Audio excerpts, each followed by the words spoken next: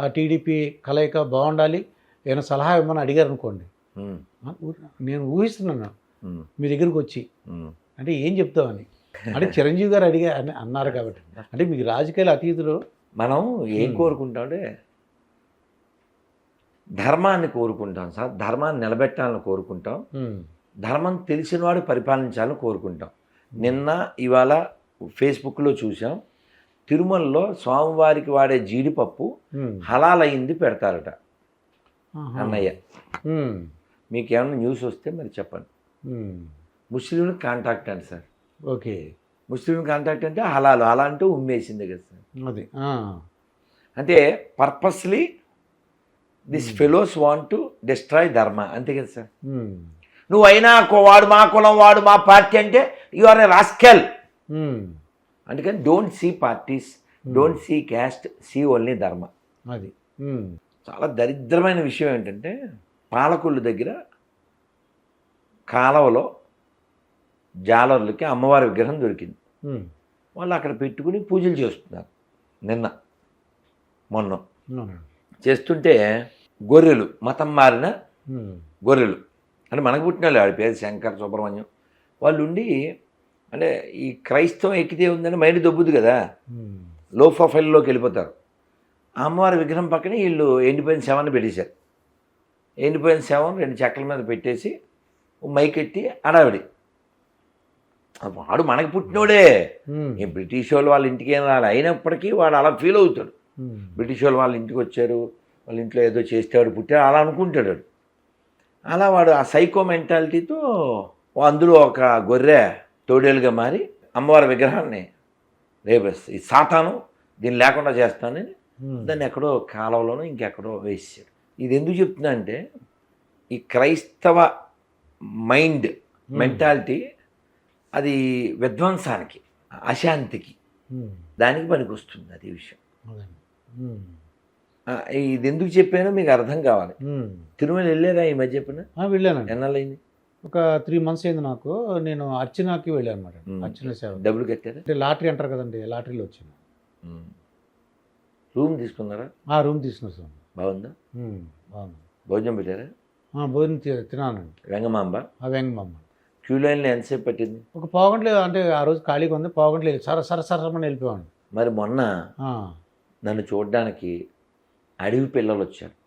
శ్రీశైలం అడవిలోంచి పిల్లలు, శ్రీశైలం నుంచి సైకిల్ వేసుకుని వాళ్ళు రోజుకు 100 kilometers పైన తొక్కేస్తారు. వాళ్ళ బాస్ ఒక ఆయన ఉన్నారు, కాళిదాస్ గారు. మీరు భలే గుర్తు చేశారు. ఆయన 10,000 ఇస్తాను, 5,000 ఇచ్చి ఇంకో 5,000 వెయ్యాలి.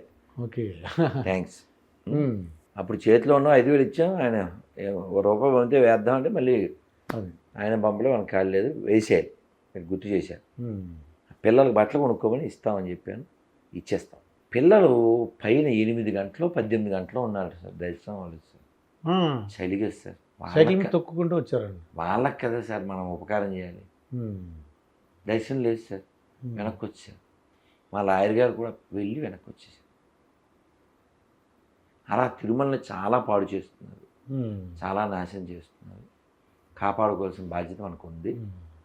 మనకు కావాల్సింది ధర్మ రక్షకుడు, ధర్మ పాలకుడు, నాట్ మన గుళ్ళో డబ్బులు ఎట్టుకుపోయి విజయవాడలో గొర్రెలకి ఒక ఘాటు, మత మార్పిడి ఘాటు. సార్ ఈ రాష్ట్రం, తెలుగు నేల చాలా గొప్ప వాళ్ళు పుట్టిన నేల సార్.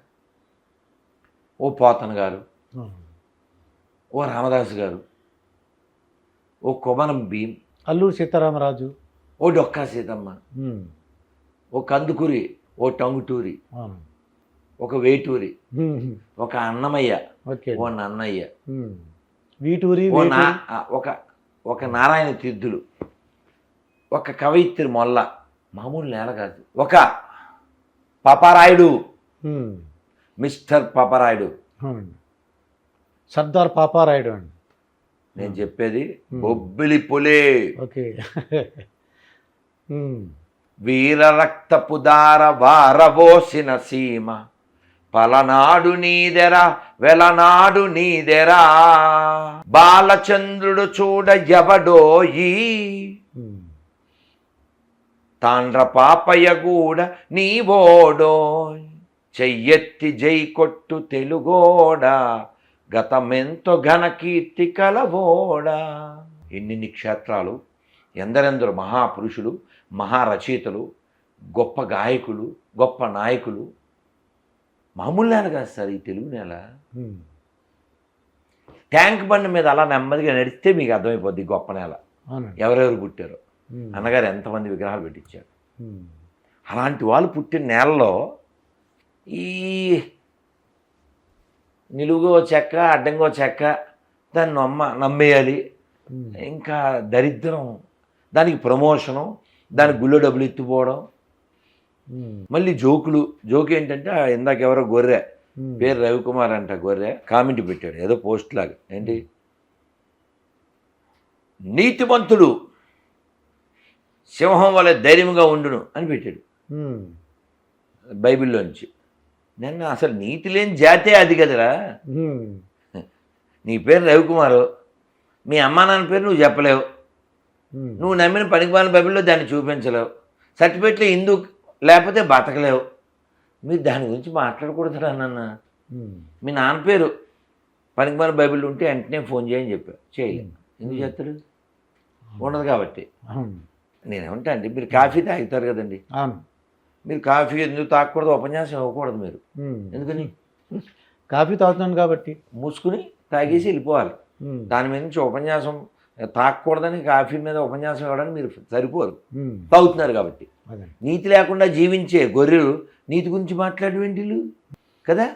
రీసెంట్గా ఉత్తరాఖండ్ గవర్నమెంట్ సహజీవనం గురించి ఒక రూల్స్ రెగ్యులేషన్స్ పెట్టిందండి. ఏంటిది?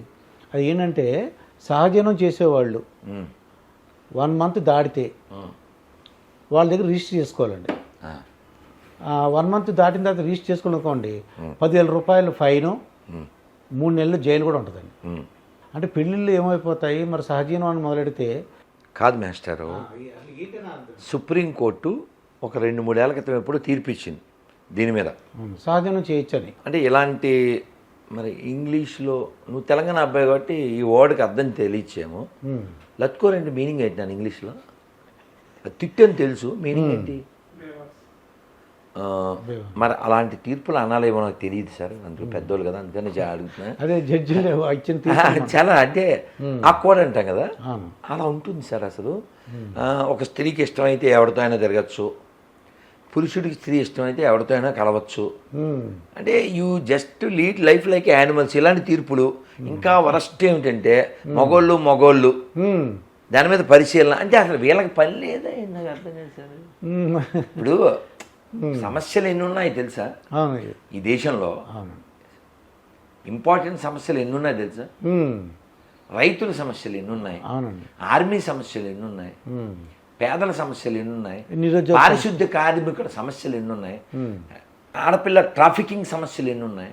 2019, 20, 21 ఈ మధ్యలో 13 లక్షల మంది ఆడపిల్లలు మిస్ అంట ఈ దేశంలో. 13 lakhs అంట. వాళ్ళు ఏమైపోయారు సార్?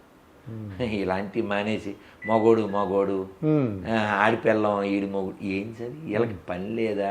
వీళ్ళకి డబ్బులు ఎక్కువ, చాలా వరస్ట్గా ఉంటుంది సార్ వీళ్ళు ఇలాంటి మాట్లాడాలంటే.